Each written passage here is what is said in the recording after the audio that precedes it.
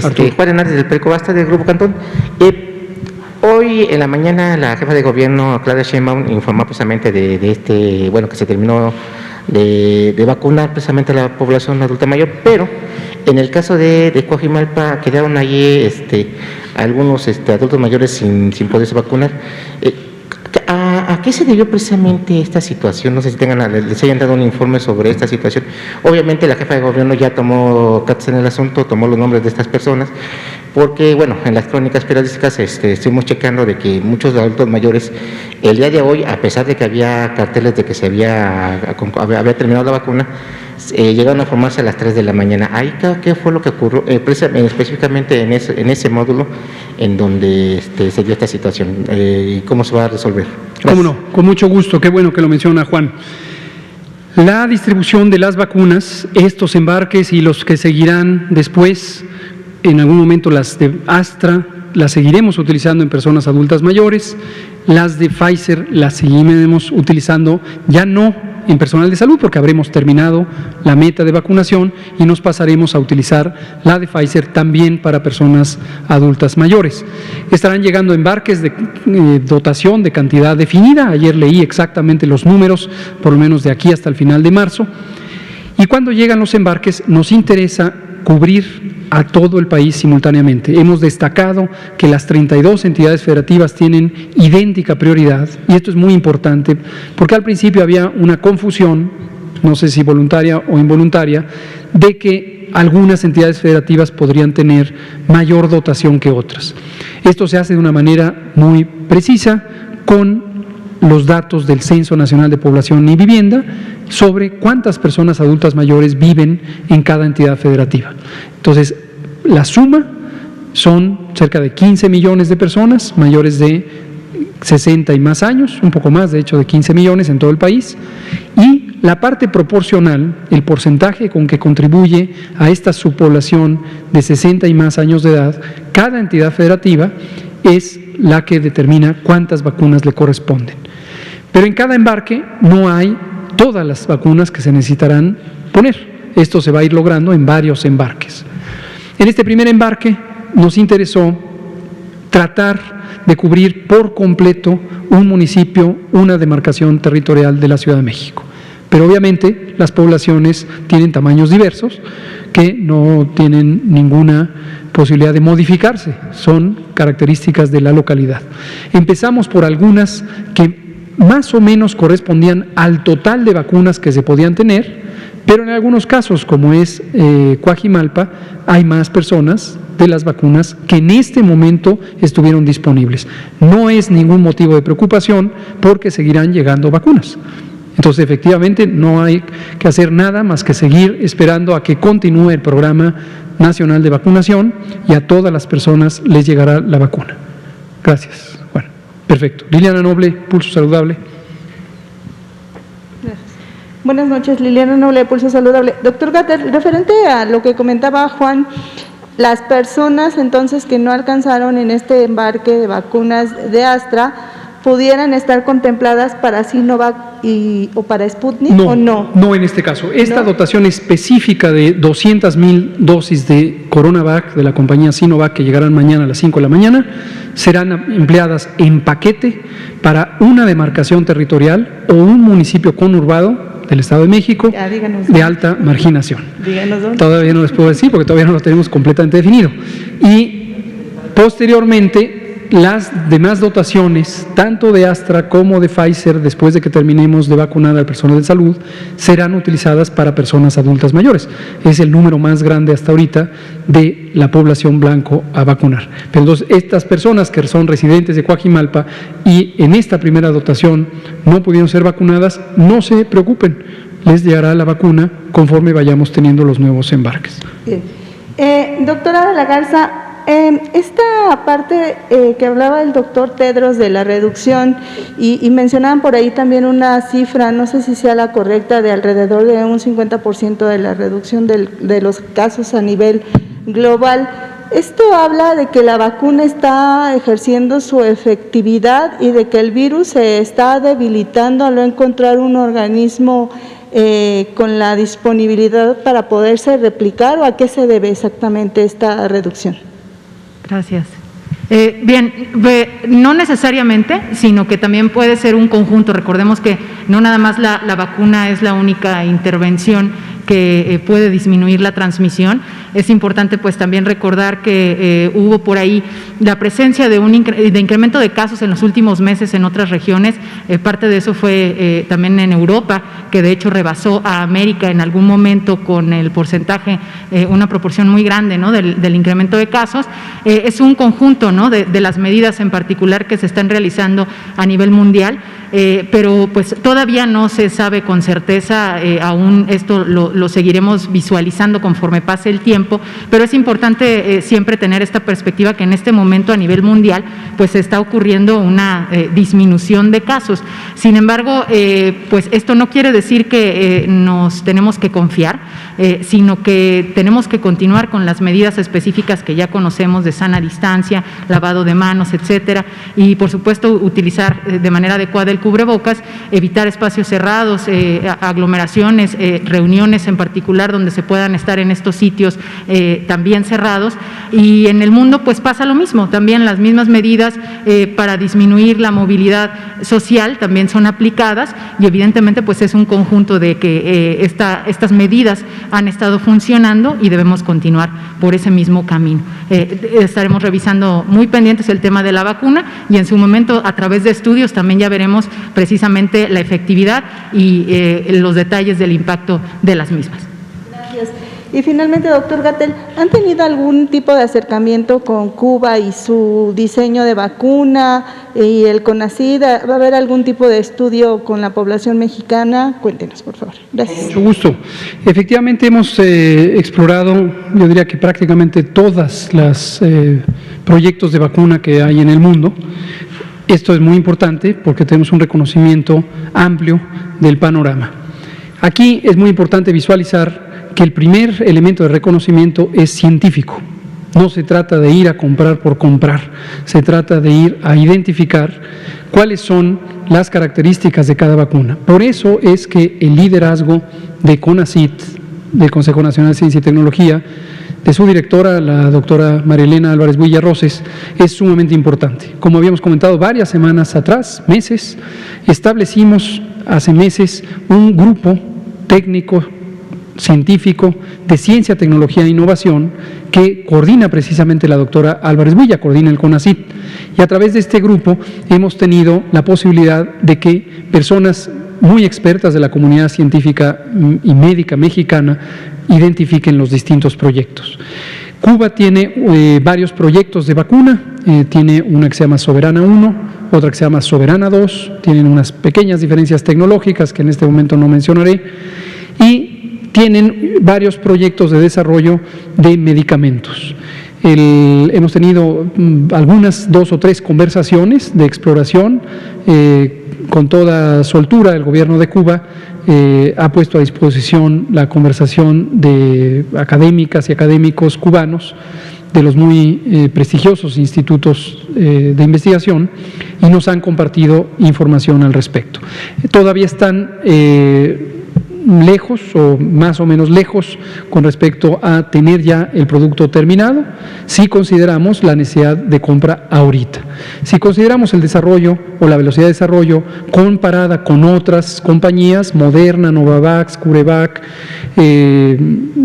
Johnson & Johnson, van más o menos a la misma velocidad, y la probabilidad de que tengan el producto terminado en los siguientes meses del verano temprano es muy alta.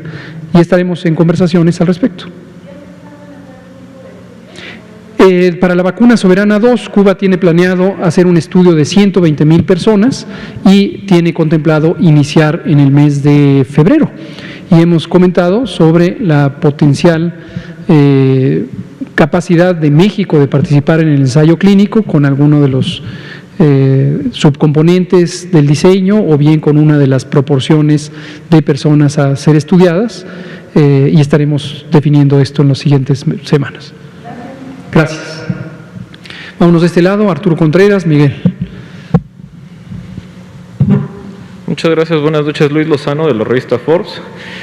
Preguntarles sobre si este municipio y esta alcaldía serían contiguas, tendrían frontera, eso no importa en la selección. También si este modelo de escoger zonas conurbadas se va a estar repitiendo como una especie de piloto mientras van llegando las vacunas en todo el país. Y pues también cómo ¿tienen alguna especie como de lista o cómo van definiendo en dónde se van a seguir aplicando? Ya nos quedó claro que es por personas adultas mayores, que es por territorio y que es por marginación y alejamiento de servicios hospitalarios, pero quisiera saber si ya tienen como una jerarquización muy clara y ya está más definida la política de vacunación. Definitivamente, aquí no hay pilotos. Esto que usted dice, una especie de piloto, quítese esa idea de la cabeza. Si usted tiene esa idea y alguien se quedó con la idea que dijo el compañero, no tenga esa idea. Aquí no hay pilotos. Este es el programa de vacunación ya en la vida real. Tuvimos una fase de calibración. Eso es muy distinto de la fase de calibración que empezó el 24 de diciembre y terminó en los primeros días de enero. Se trataba de ajustar las condiciones de logística, el traslado, la refrigeración, la integración de los equipos de vacunación. Pero no hay pilotos, no es un experimento. Esto es un programa nacional de vacunación. Definitivamente lo tenemos identificado con los criterios que he mencionado aquí prácticamente todos los días, desde el 24 de diciembre, los acabo de mencionar, y estos están escritos en el documento rector que presentamos públicamente el 8 de diciembre de 2020 y que el propio 8 de diciembre pusimos en el portal coronavirus.gov.mx. Ahora, la aplicación específica en qué demarcaciones territoriales de la Ciudad de México o en qué municipios del resto del país depende, como acabo de describir con todo detalle, de la velocidad a la que van llegando las distintas vacunas. Hay consideraciones, como lo acabo de decir, de la refrigeración, los grados de temperatura que se requieren conservar, hay consideraciones de la vulnerabilidad social de los municipios, el acceso a servicios, las condiciones de vivienda general de las personas, no vivienda física, el alojamiento, sino en general las condiciones de vida. También la mortalidad. La mortalidad, como es el objetivo fundamental del programa, es uno de los indicadores importantes. Tenemos obviamente vigilancia epidemiológica desde que empezó esta epidemia y hemos identificado con toda precisión cuáles son los municipios que tienen la mayor mortalidad. El conjunto de todas estas variables nos lleva a tomar decisiones muy dinámicas. Tenemos reuniones 2 veces a la semana, los lunes y los jueves, generalmente a las 18 horas. Por eso a veces llego un poco tarde a la conferencia. Y ahí participa una parte muy sustantiva de todo el gabinete del Gobierno de México. Tomamos discusiones constructivas basadas en evidencia sobre todo esto. Y lo vamos a ir anunciando porque tenemos un principio general que se llama transparencia plena. Iremos anunciando cuando se toman las decisiones. Por ejemplo, ahora mismo, lo que usted me pregunta y se lo agradezco, tenemos la intención de utilizar 200,000 dosis de la vacuna CoronaVac de la compañía china Sinovac y 200,000 dosis de la compañía rusa Human Vaccine, que es quien representa al Instituto Gamaleya. Estas serán utilizadas en 2 municipios o demarcaciones territoriales de la Ciudad de México y la zona conurbada del Estado de México que tienen los criterios que acabo de mencionar. ¿Cuáles son específicamente? No se lo puedo decir en este momento, sencillamente porque estamos trabajando en todas estas consideraciones, incluyendo la que decía Juan Hernández sobre cuántas vacunas se necesitan para cada una de estas unidades territoriales. No necesariamente. Puede ser que circunstancialmente en este caso terminen siendo 2 demarcaciones territoriales y un municipio que estén vecinos, pero no necesariamente tienen que ser los que están vecinos, pueden ser los que están distantes. Gracias. Arturo Contreras, pie de página. Gracias, buenas noches, Arturo Contreras de Pie de Página. Hace 2 semanas nos comentaban que se estaba planeando fortalecer la parte del INDRE que hace la identificación de las variantes genómicas que tiene el virus, ¿no? Y de sus mutaciones, porque hasta el momento la capacidad que tenía para identificar nuevas variantes era un tanto limitada. Entonces, saber un poco cómo ha ido este trabajo, ¿no? Y cuál ha sido el avance en la identificación de esta no nueva variante o sí nueva variante mexicana descubierta en Guadalajara, ¿qué se sabe hasta el momento? ¿Cómo no? Vamos el lunes, yo creo que dejamos eso, le vamos a pedir al doctor Alumía que lo presente, quizá traemos nuevamente a nuestro compañero Ernesto Ramírez quien es el jefe de la Unidad de Biología Molecular del INDRE, para que comente específicamente de esta variante que se encontró en Jalisco. También actualización sobre la que se encontró en Tamaulipas, de la variante inglesa. Respecto al sistema, no es tanto reforzar una unidad del INDRE, es un sistema, es una red de colaboración con instituciones académicas, científicas de México, y una vez más el importantísimo papel del CONACYT y de la doctora Álvarez Builla. Gracias al entusiasmo, gracias a la capacidad de convocatoria de la doctora Álvarez Builla, tenemos ya esta red de colaboración y todavía no ha empezado a operar todos los centros, pero las reflexiones, las discusiones, los análisis ya los hacemos con el conjunto de estas unidades. Y nos preguntan desde las redes sociales, a personas que están en el frente de COVID, que no les tocó la vacuna porque los mandaron de vacaciones, ¿no? Entonces, pues hubo gente que salió de vacaciones y que ya no se vacunó y no saben cuándo les va a volver a tocar, ¿no? Porque regresan de las vacaciones y ya pasó la vacunación y entonces ellos siguen trabajando, entonces no saben muy bien qué hacer. Pues bueno, eso. ¿Cómo no? Creo que es una inquietud legítima, pues el que se fue del lugar donde estaba aplicándose la vacuna no se le pudo aplicar y veremos que en la próxima oportunidad que llegue vacuna a ese territorio, pues desde luego se pueda lograr que se vacunen. Muchas gracias. Miguel, por favor. Muchas gracias. Buenas noches, doctor Hugo López-Gatell, doctora Ana Lucía, muy buenas noches. Mandamos un saludo al presidente López Obrador y gracias por estas conferencias de prensa. Doctor, nos habían enseñado durante mucho tiempo que cuando un cuerpo ajeno entraba al organismo, el sistema inmunológico empezaba a reaccionar y provocaba pues, fiebre, dolor de cabeza y bueno, todo lo que nos hace ponernos mal cuando nos enfermamos. En este caso, por ejemplo, que llega la vacuna y bueno, ya nos han explicado en otras ocasiones que no genera inmunidad inmediatamente, se requiere hasta después de 22 días que empiece a generar inmunidad y luego una segunda dosis para las vacunas que lo requieren así, pues es necesario para que el cuerpo humano empiece a generar inmunidad. Pero en este caso, por ejemplo, cuando se vacuna a la persona y llega a presentar ciertos síntomas como fiebre o empieza a presentar cierto ESAVI, ¿cuál es la reacción que tiene el cuerpo? ¿Es inmunidad o por qué el cuerpo humano reacciona de esa manera si no es inmunidad? ¿Qué es lo que provoca un ESAVI en un cuerpo humano? Cómo no, gracias. Creo que es una pregunta importante para que las personas que nos escuchan identifiquen más sobre esto de los ESAVI. ESAVI son las siglas de evento supuestamente asociado a vacunación e inmunización. Y esto es reacciones, como usted identifica correctamente, que tiene el cuerpo humano frente a el hecho de recibir una sustancia que no es propia del cuerpo.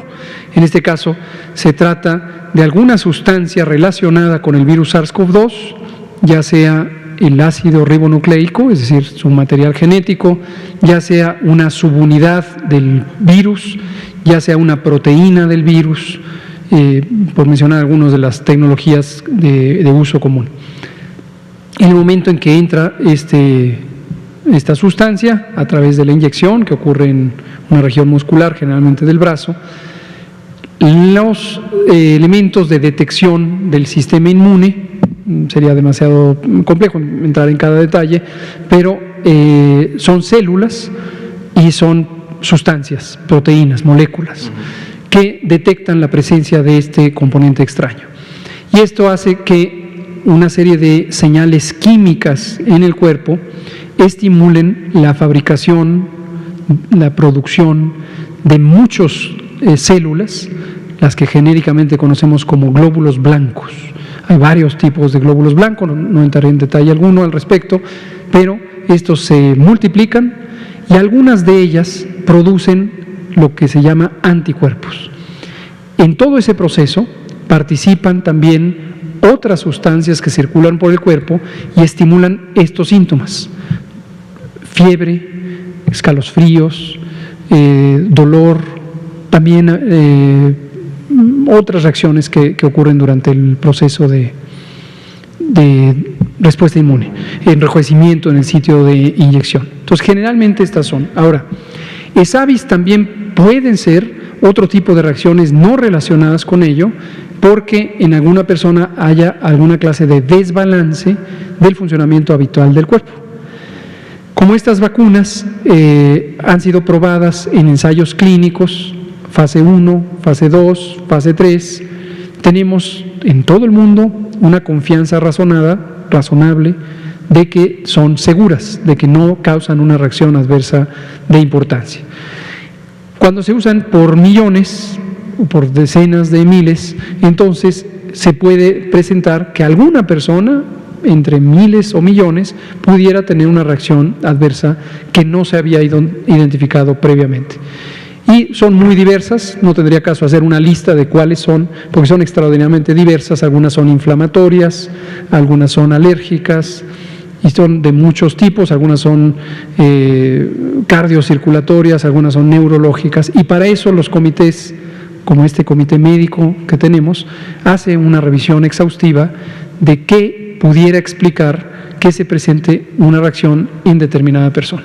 O sea, se dispara el sistema como inmunológico, pero no para identificar exactamente al coronavirus.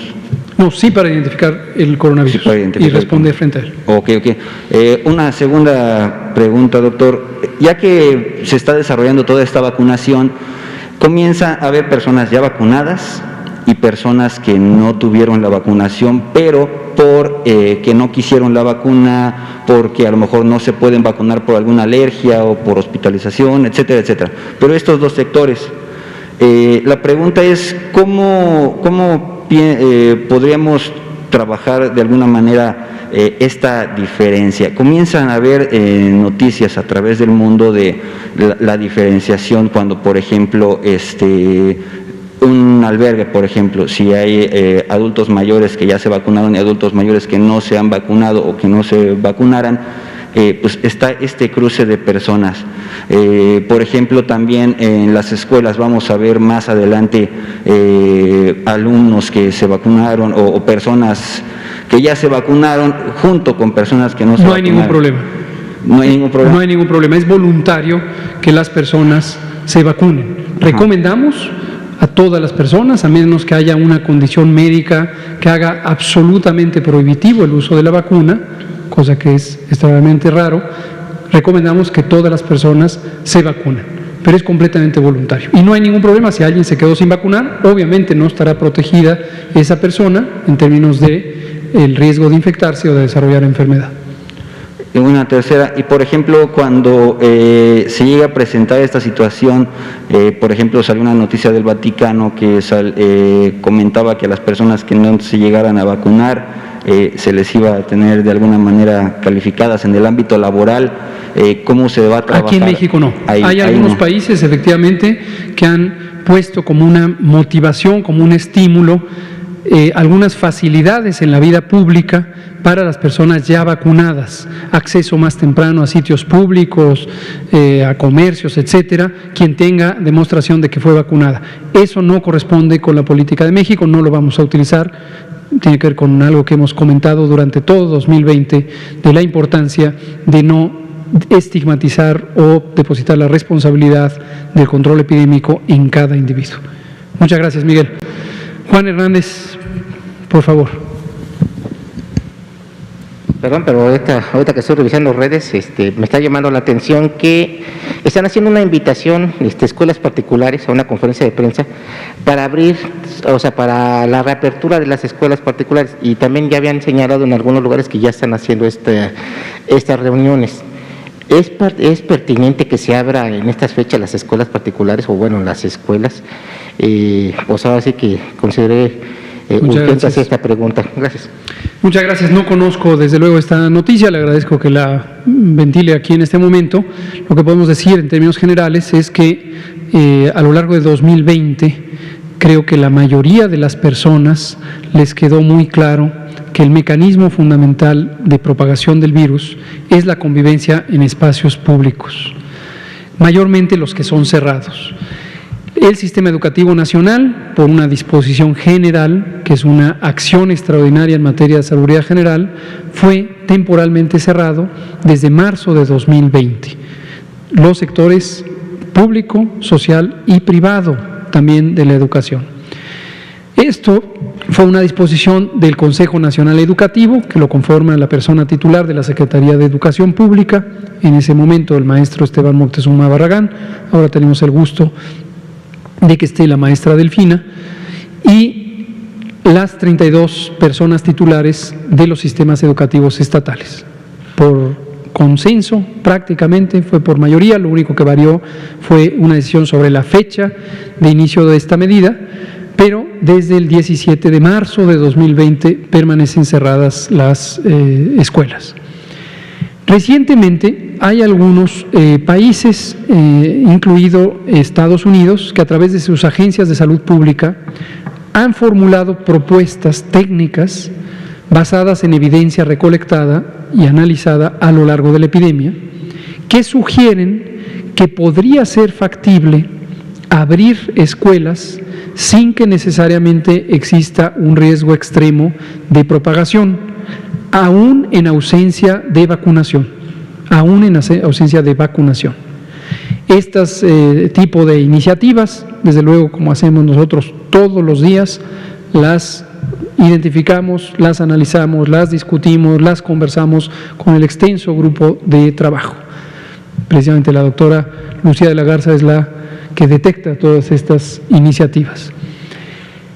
Estamos analizando la más reciente propuesta de los Centros de Control y Prevención de Enfermedades de Estados Unidos y estamos formulando conjuntamente con la Secretaría de Educación Pública un posible esquema de reapertura.